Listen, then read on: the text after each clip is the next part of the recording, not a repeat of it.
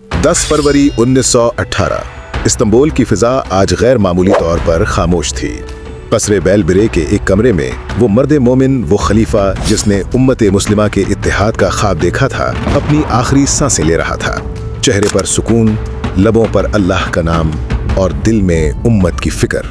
वो जो सारी जिंदगी इस्लाम के परचम को सरबुलंद रखने के लिए मगरिब की ताकतों से टकराया, आज तन्हा था, मगर रूह के साथ करोड़ों मुसलमानों की दुआएं थी।